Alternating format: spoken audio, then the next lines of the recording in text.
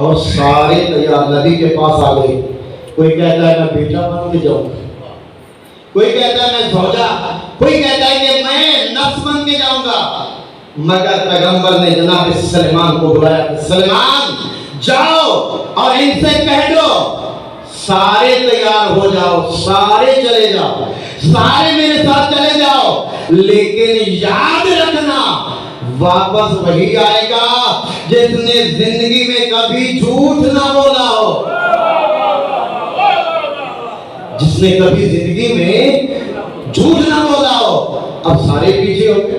اب جناب سلیمان ایمان کے نامے ڈرتے پر ہے, 10واں درجہ کلے ایمان کا ہے. جناب سلیمان کے نے کہا کہ یا رسول اللہ اگر اجازت ہو تو میں بھی آپ کے ساتھ چلوں. سلیمان کو یہاں ہستی کا نام نہیں ہے, السلیمان منا اہل البیت, سلیمان تو ہماری اہل بیت میں سے ہے.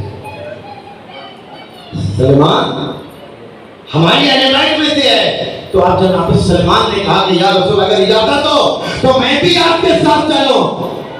پیغمبر فرماتے ہیں سلیمان یہ میدان مباہلہ ہے, یہ عام مقام نہیں ہے. تو پھر مجھے کہنے کا حق حاصل ہے کہ جو سلیمان ایمان کے نامے درجے پر فائز ہے, جب وہ میدان مباہلہ میں نہیں جا سکتا تو جو 40 سال خود پوجتے رہے وہ کیسے جا سکتے ہیں؟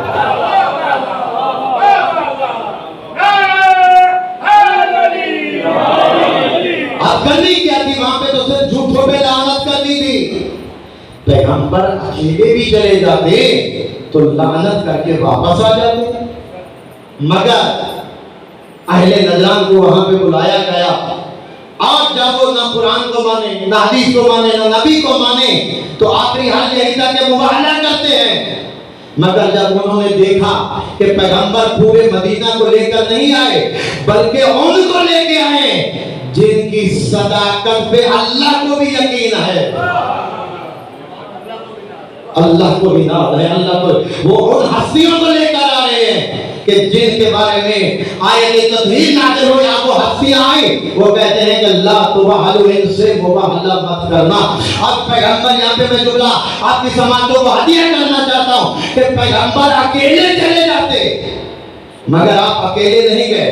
امام حسن کو لیا اور امام حسین کو سینے سے لگایا, پیچھے جناب سیدہ اور ان کے پیچھے مولا کائنات. اب ان 5 ہستیوں کو لیا اور ان کے مقابلے میں لے کر گئے. اگر پیغمبر اکیلے چلے جاتے تو تاریخ میں لکھا جاتا کہ جھوٹا وہی ہے جو محمد کے مقابلے میں آئے. مولا آپ کو سلامت رکھے. رب العالمین کیا اب فرمایا کہ جھوٹا وہی ہوتا جو پیغمبر کے مقابلے میں ہوتا. پیغمبر نے حسن کو لیا, حسین کو لیا, زہرا کو لیا, علی کو لیا اور بتا دیا قیامت تک جو ان کے مقابلے میں آئے وہ بھی جھوٹا ہے, جو نبی کے مقابلے میں آئے وہ بھی جھوٹا ہے. اللہ کو سلام. یہ محمد والے محمد جن کے صدقے میں اللہ نے اس کائنات کو بنایا, اور وہی حسین کربلا میں استغاثہ بلند کر رہا ہے. حل من ناصر ینصر اللہ, ہے کوئی میری مدد کرنے والا؟ اگر یہ آپ بھی لبیک یا حسین کہتے ہیں, اور کربلا سے یہ آوازیں آج نہیں اس وقت حسین کے استغاثہ سے یہ آوازیں آنا شروع ہوئی ہیں. اور ہر زیرو, ہر انسان جب بھی امام حسین کا نام سنتا ہے تو اس کی آواز پہ یہ زبان پہ یہ لفظ آتے ہیں, لبیک یا حسین, اے مولا, اے آقا, ہم حاضر ہیں.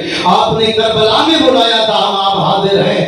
عزادار اس وقت امام نے آخری وقت میں آپ کو ہی یاد کیا تھا کہ اے شیعو, جب ٹھنڈا پانی پینا حسین کی پیاس کو یاد کر لینا, اور جب کسی بے کس کی کہانی سننا. عزادار اس وقت امام نے آپ سے فرمایا تھا کہ میری مظلومیت کو یاد کے رو کر کے رو لینا. عزادار علی اصغر نے जब इमाम हुसैन का ये इस्तगासा सुना तो अपने आप को झूले से गिरा दिया। जब झूले से गिराया आजादारो, अब इमाम ने खयाम की आवाज की तरफ देखा तो एक गिरिया की आवाज आई। इमाम फरमाते हैं ये रोने की आवाज क्यों आ रही है, कोई बच्चा मर तो नहीं आता। मौला जब से आपने इस्तगासा बुलंद किया है, असगर ऐसे तड़प रहा है जैसे मछली पानी के बगैर तड़पती है आजादारो। उस वक्त इमाम फरमाते हैं कि असगर को मुझे ला दो, मैं असगर को पानी पिला के ले आओ। लेकिन हमारे लाखों सलाम जनाबे रुबाब की अजमत पे जो रोके कह दिया था, अगर आप असगर को ऐसे ले गए तो जालिम कहेंगे कि उससे माँ से छुपा के ले आए, मैं अपने बेटे को तैयार कर लो। और रोने वालों आजादारो किसी गम में न रो सिवाय गम शबीर के आजादारो। इमाम ने असगर को लिया, अब लेकर फौजे अश्किया की तरफ आए। इमाम ने असगर के अपने हाथों पे बुलंद किया और तड़प के असगर जो है वो तड़प रहा था। इमाम ने कहा जालिमों, अगर तुम्हारे नजदीक कोई गुनाह है तो मेरा हो सकता है, लेकिन इस बच्चे का क्या कसूर है जो मानी नहीं मान सकता, जो अपने लब नहीं ला सकता, जो अपने आजादार उस वक्त ये जालिम कहते हैं अरे हुसैन पानी खुद पीना चाहते हो, बहाना बच्चे का बनाते हो, ये बच्चा खुद पानी मांगे हम पानी देंगे।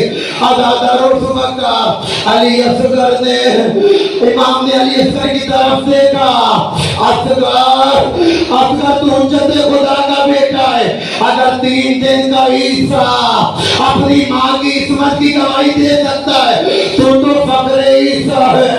असगर पानी मांगा, असगर ने अपने खुश होठों को खुश्क ज़बान पे फेरा और कहा अल आतश हाय प्यार, अल आतश हाय प्यार। असगर का पानी मांगना नहीं था, ये तीर था जो फौजे अश्किया में चल गया। हर फौजी हर शादी होने लग गया कि ये बच्चा जो माँ को माँ नहीं कह सकता, ये असगर पानी मांग रहा है। इस जालिम ने कहा इत्तक़लामुल हुसैन, हुसैन की ज़बान को कता कर। अदादार इस जालिम ने तीनों को वाला तीर उठाया जो जहर में पूछा था। तीर चलाने का इरादा करता है, वो तीर गिर जाता है, फिर चलाता है, फिर गिर जाता है। अदादार पिछले साल कहता है ऐ उर्मिला तो बहुत बड़ा तीरंदाज था, तुझे क्या हो गया? ये जालिम कहता जो मैं देख रहा तू नहीं देख रहा। का क्या देख रहा है? का जब मैं तीर चलाने का इरादा करता हूँ, एक काले बुर्के वाली बीबी सामने आके कहती है अरे जालिम अपना तीर भी दे, मेरा अली असगर अल्लाह खुदा को किसी गम में न रोड़ा। ने तीर चलाया, असगर के एक काम से होता हुआ दूसरे काम से निकल गया। इमाम ने असगर को लिया,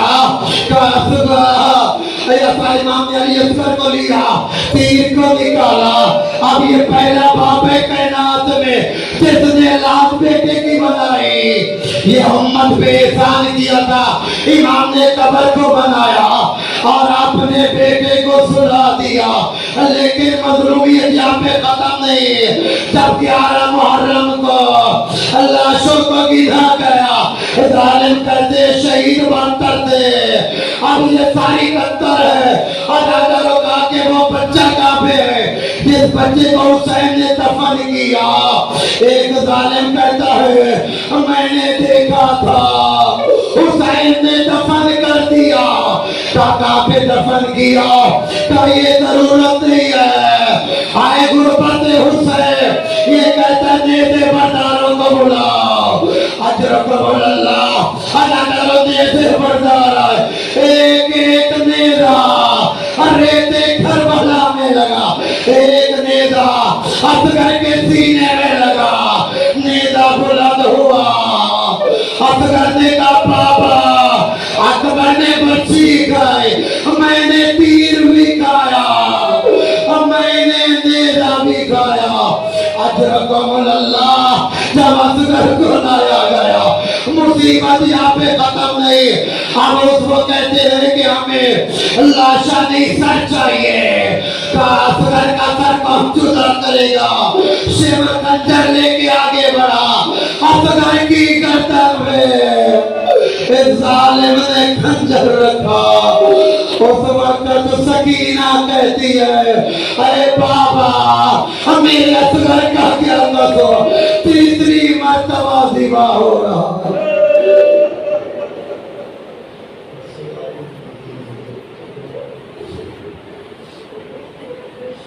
اللهم صل على محمد وآل محمد.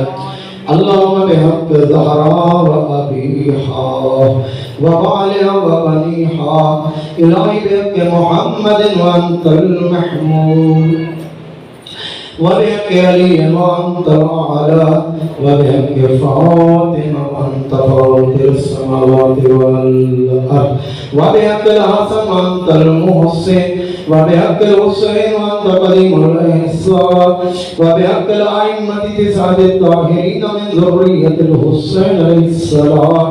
اللهم ارزقنا حج بيتك الحرام وارزقنا